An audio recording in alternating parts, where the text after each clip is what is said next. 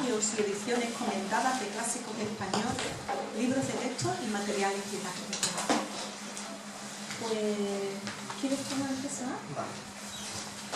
Pues buenas tardes a todos, se me oye bien, que no sé si... Pues quiero agradecer la invitación de José Luis, que es el que me ha invitado a participar en este debate, en esta presentación. Y quisiera comenzar hablando de una provocación, ¿no?, que supone este libro, ¿no?, para nosotros, ¿no? Es hablar hoy del canon occidental. Yo creo que supone un acto de resistencia.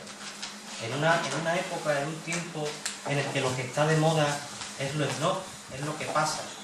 Lo que está de moda es lo que es el canon verdadero de esta época. Entonces, cuando nosotros tenemos un libro como este y lo presentamos al público, estamos haciendo una verdadera lucha, una verdadera resistencia para que nos agarremos al verdadero asidero, como ha dicho Jesús Cota en el poema último que ha leído, en el verdadero asidero, que es la verdad que han transmitido los clásicos a través de los siglos. Y por eso el canon hoy se ve con sospecha, se ve como algo caduco, algo que hay que desterrar de nuestras vidas, algo que no supone nada nuevo para nosotros. Entonces por eso se rechaza.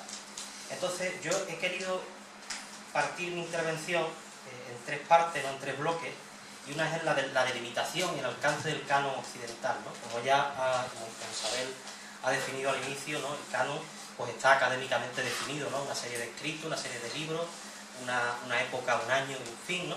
Pero yo creo que lo que debemos centrarnos no es tanto en la época ni en los escritos, sino en qué dicen. No en todo lo que dicen, pero en qué dicen que nos puede ayudar en el día de hoy. Porque eso es lo verdaderamente importante. Leer un clásico y ser capaces de extraer de ahí algo que pueda edificarnos hoy como seres humanos, como individuos y finalmente como sociedad. Entonces, en cuanto a su alcance temporal, no abarca toda la historia de Occidente, pero sí es cierto que van floreciendo una serie de autores con una serie de ideas que van marcando el pensamiento futuro a largo plazo y del cual hoy nosotros podemos presumir que tenemos Occidente como una excepción en el mundo, gracias a esos clásicos, gracias a esas ideas que hoy, cuando las leemos, como dice José Luis o ha dicho antes, pues nos concierne, nos llama. ¿Por qué nos llama? Porque verdaderamente estamos encontrando la justificación que necesitamos para tener el mundo que tenemos hoy, la sociedad que tenemos hoy, y que estamos viendo cómo cada día se está poniendo más en peligro. Qué importante es que hoy estemos aquí dialogando, más tarde vamos a debatir, vamos a compartir ideas. Qué importante es esto. Esto es una excepción en el mundo. En el mundo brilla la violencia. Uno se asoma a las noticias y ¿qué hay? Muerte, guerra, asesinatos. El otro día asesinaron a un hombre por estar hablando en una universidad, por estar haciendo lo que yo hoy estoy haciendo aquí.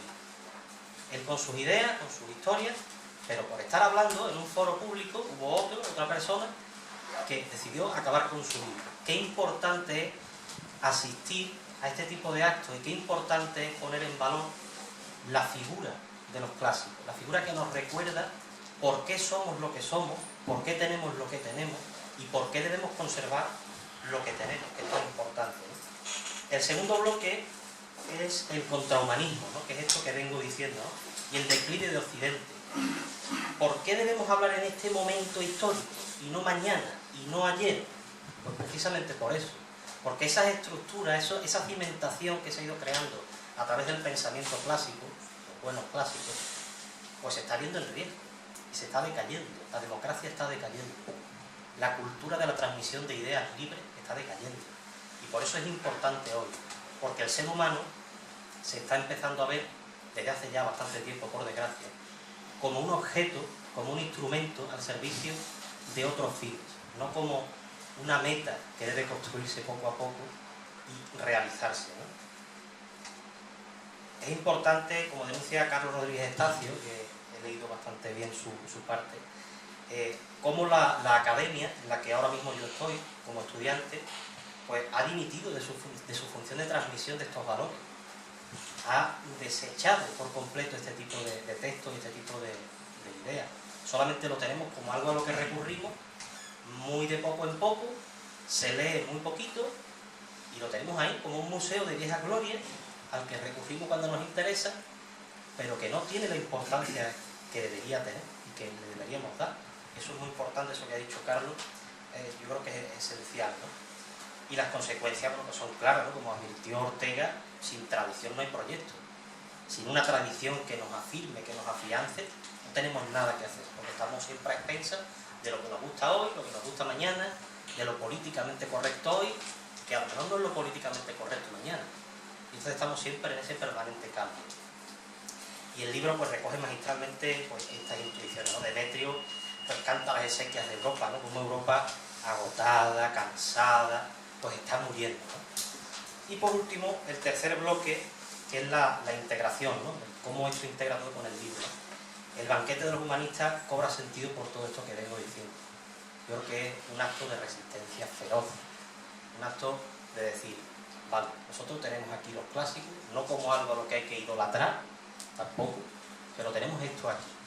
Y lo tenemos como un fármaco, que dice otro autor en otra parte del libro, en la parte final, como una medicina que nos ayuda a soportar la miseria que hoy en día nos están acostumbrando a ver en los medios de comunicación y en el ámbito cultural, que también es desastroso, ¿no? Entonces, permítanme acabar con una frase o una idea de San Agustín, ¿no? Que dice que la verdad es lo siempre presente, es aquello que siempre nos va a acompañar. ¿Por qué el canon occidental, esta última pregunta es importante a mi juicio, por qué el canon occidental es tan importante? Es tan importante porque es capaz de conectar con lo perenne en el ser humano. ¿Por qué yo tengo que ser igual que un autor de hace 20 siglos? Pues porque ese autor tenía las mismas inquietudes, o ciertas inquietudes iguales que las que podemos tener hoy. Y compartimos con ellos todo ese tipo de inquietudes. Es importante en ese sentido, ¿no? Entonces, solamente quien conversa con lo eterno es verdaderamente contemporáneo. Lo demás, la moda, la trivialidad, el sentimentalismo, es simplemente desesperación inútil. Y nada, muchísimas gracias.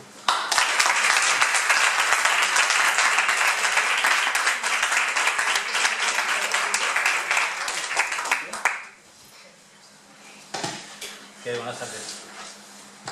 ¿Me oye o no?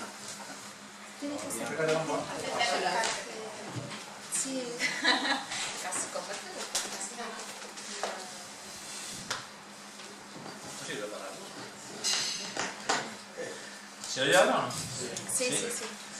Bueno, pues en primer lugar muchas gracias a los asistentes. Muchas gracias siempre a José Luis por su eterna, incesante batalla en defensa del humanismo con todo lo que conlleva esa palabra, y personalmente por haberme invitado a este banquete, a este simposio de los humanistas, de los platónicos desde luego, pero quiero recordar también, a propósito de lo que ha dicho Jesús, aquella frase creo que de Esquilo me parece que era, ¿no? Que todos comemos de las migajas del festín de enero. Y este banquete es un poco el banquete de lo que queda de aquel festín. Mi artículo que se llama, mi aportación al libro que se llama Humanismo, Renacimiento y Modernidad, una apología, pues trata de repasar muy rápidamente, como normal por la extensión que tiene, un proceso que entiendo yo que se ha dado en todos los renacimientos, no solamente en el Renacimiento por antonomasia, sino en los otros, de los que luego hablaré más rápidamente, y que va precisamente en ese orden. Es decir, primero aparece el humanismo, que es una reforma de las lenguas clásicas, fundamentalmente el latín. El griego siempre pues, se usa a desempeñar un papel secundario porque los helenistas siempre han sido minoritarios dentro del bloque humanístico, aunque gente de un gran prestigio. Entonces, recuperación de la lengua latina y recuperación de los clásicos latinos. Clásicos latinos, y enlazo esto con la idea del canon que se ha propuesto ahora para el debate, que no son solo poetas, filósofos e historiadores, que son también médicos y científicos, especialmente matemáticos. La astronomía, la matemática clásica, Pitágoras, de la medicina de Galeno, etc. Lo digo porque un canon excesivamente centrado en obras literarias y en obras literarias de la antigüedad quizás sea algo que haya que ir replanteando. Bueno, ese renacimiento de las letras clásicas lleva a lo que Francisco Rico llama el sueño del humanismo, es decir, los humanistas quieren vivir como los clásicos. Se recuperan costumbres clásicas, academias, certámenes literarios, el clásico se convierte en un exemplum, en un modelo para seguir o para evitar, y ese sueño del humanismo es lo que da lugar a lo que llamamos el Renacimiento, entendiendo por tal un florecimiento de las artes y de las artes, de las letras, de la arquitectura, etcétera, y también del pensamiento, como es lógico, y de la ciencia. Y del Renacimiento surge la modernidad, es decir, una nueva forma de Estado, una nueva forma de sociedad, una reformulación jurídica, un gran desarrollo científico y en algunos de estos casos también un desarrollo del racionalismo. Esos tres procesos se ven muy claramente en el Renacimiento, digamos, del siglo XVI, el Renacimiento el que llamamos así por antonomasia. El humanismo del Renacimiento es el del siglo XIV, es el de Petrarca, del que ya se ha hablado aquí. Petrarca no solamente es el autor del Cancionero, es un recuperador de los textos clásicos. Él le dice en una carta a Boccaccio: yo he sido el primero en establecer estos estudios aquí en Italia. Ya en su juventud recupera las décadas de Tito Livio y hace una edición de la que él se sintió muy orgulloso toda su vida, y ese es siempre el origen del humanismo. Ese es siempre el origen del humanismo. El texto clásico, el rigor filológico, etc. En el siglo XV, ese humanismo que además en su origen no depende tanto de los gramáticos como de los juristas, que venían del descubrimiento del derecho romano en la época anterior, pues en el siglo XV el humanismo pasa a ser defendido por los dos grandes humanistas, Lorenzo Valla, que tú ya has citado, en las elegancias de la lengua latina, y en el caso de España por Nebrija. Y ahí ya el estudio de las lenguas clásicas se vincula a lo que llamamos las humanidades, los studia humanitatis. Lo que dice Nebrija, humanidades es el conocimiento de todas las artes que dicen de humanidad porque son propias del hombre en cuanto hombre. Esas humanidades en principio son como un desarrollo, una extensión, digamos, del trivium, de las letras. Si no recuerdo mal eran 5, que era poesía, gramática, retórica, filosofía, puedo tener por ahí anotado, historia. Sin embargo, en un libro, 1600, justo el último año del siglo XVI, porque los siglos empiezan en el año 1, no en el año 0, como tuvimos aquí la polémica absurda del año 2000. Baltasar de Céspedes tiene el discurso de las letras humanas llamado el humanista. Y para él el humanista ya es lo que se viene llamando el homo universalis, o sea, no solo es el hombre de letras. El humanismo para Céspedes incluye todas las disciplinas que ilustraron los clásicos, no solo la gramática, la poesía, la retórica, la historia, etc., sino también la filosofía natural, las matemáticas, la música, la astronomía, la medicina, el derecho civil y canónico, la lógica y la teología. Todo eso abarca el verdadero humanismo tal como se configura en el Renacimiento. Bueno, pues después de ese renacimiento, de ese humanismo del siglo XIV y XV, cuando viene lo que llamamos el Renacimiento, la arquitectura, la literatura renacentista, los descubrimientos geográficos, la imprenta, todo ese esplendor, todos esos palacios que se llenan de pinturas mitológicas, incluso la música de Monteverdi, en fin, todo ese esplendor renacentista a la sombra de la cultura clásica. Analizo ese proceso con más rapidez, y no me voy a detener aquí, en el primer movimiento que se llama Renacimiento, que es el Renacimiento carolingio, siglo VIII-IX, sigue un proceso similar, aunque cada etapa tiene evidentemente sus diferencias. Luego el Renacimiento del siglo XII, que nos trae las universidades, que nos trae la cultura urbana, mientras que el Renacimiento carolingio trae la cultura monástica, esa espléndida red de monasterios, de Montecasino, Fulda, Bobbio, etcétera, que hace todo ese esplendor derivado del Renacimiento carolingio. Y después del Renacimiento clásico, si valga la redundancia, pues llegaríamos al último renacimiento, que se llama neoclasicismo, que es lo mismo, decir neoclasicismo y decir renacimiento es una misma cosa. El neoclasicismo es la ilustración, es la enciclopedia y es el mundo moderno en el que hemos vivido hasta hace poco.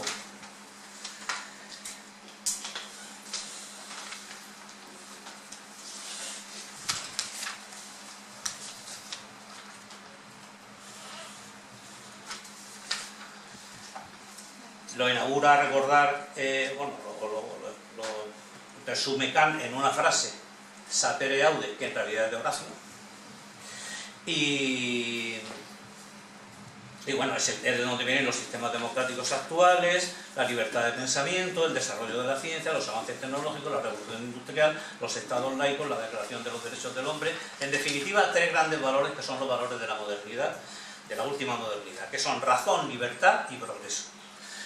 En esos valores hemos vivido hasta hace poco, hasta hace unas décadas en los que surge la posmodernidad, que en buena medida es una antimodernidad, porque esos tres valores se ponen en cuestión. La posmodernidad explota las fisuras y el desencanto del mundo moderno, es decir, la ciencia no solo ha traído esos avances espectaculares de la medicina, el aumento de esperanzas de vida, etcétera, sino que ha traído también la degradación del medio ambiente, el peligro nuclear, etcétera. Entonces hay una reacción contra la ciencia, la gente ya no cree. Recordaros los movimientos antivacunas, y más lejos. La libertad tampoco es ya el valor central de muchos sistemas políticos. Hay otros valores, es decir, la libertad que ha traído en su forma económica el capitalismo, ha traído el estado del bienestar, pero también ha traído graves injusticias, en fin, tensiones entre países ricos y países pobres, y entonces hoy día estamos asistiendo cada vez más a tendencias políticas, a extremismos, donde la libertad no es ya el principal valor que se defiende. Yo me atrevería a decir que en España hay un retroceso de la democracia, como no hemos conocido nunca. Es decir, conocimos lo contrario, el paso de una dictadura a una democracia, y bueno, en una democracia, pero en fin, no querría irme mucho más allá. Bueno, estos valores modernos, progreso, libertad y razón, pues según el filósofo francés Jean-François Lyotard, perdonadme los filósofos, no son valores absolutos, son relatos, metanarrativas, relatos, récits de la modernité, los grandes relatos de la modernidad. Claro, un relato es un cuento. Claro. Y el propio Lyotard lo dice, medidos por sus propios criterios, la mayor parte de los relatos se revelan como fábulas.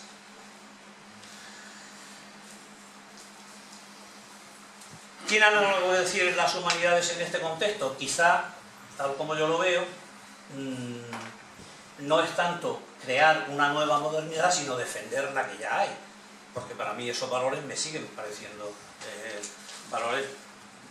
Bueno, será porque yo soy un moderno y no un moderno. Así es que termino un tanto enfáticamente mi artículo, porque como se llama una apología, tenía que haber algo así. Sí, es el artículo que está en el banquete, sí, de los humanistas. Y concluyo, razón, progreso y libertad son valores que todavía merecen la pena defenderse.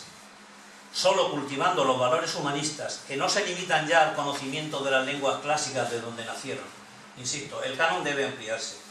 El Renacimiento ya crea un canon nuevo, que es el canon de las lenguas, o sea, de la literatura española, por ejemplo. Pero como estamos cada vez más especializados, ¿no? En lugar quizá. Sí, pero no, lo que quiero decir. O sea, para mí el canon incluye no solamente los clásicos, sino los clásicos modernos de la edad moderna, etc. E incluye el pensamiento científico. Lo que es el conocimiento. Claro, quiero recordaros lo que era el Renacimiento. Copérnico y Kepler escriben sus obras en latín, y Newton. Copérnico, Kepler y Newton escriben sus obras en latín. Y Galileo lo escribe en italiano, pero en diálogo, que sabéis que es el género literario favorito de los humanistas. Él no hace un tratado científico, hace un diálogo donde van hablando allí tres personajes discutiendo el sistema copernicano. Es decir, que esa unidad ha existido. Es verdad que ahora es difícil por la especialización. También os digo una cosa, aquí somos casi todos de letras. Es más fácil que un químico lea a García Márquez a que un hombre de letras lea a Stephen Hawking. También deberíamos eso hacernos un poco mirar. Evidentemente nosotros no tenemos acceso a las ecuaciones y tal, pero sí hay una literatura de divulgación científica y hay unos conocimientos básicos que deberíamos tener sobre cosas que están cambiando el mundo. La física cuántica, vamos, y como ese tipo de cosas. Por eso para mí el canon debería, bueno, ser una cosa siempre con esa referencia del mundo clásico, de la que no vamos a prescindir,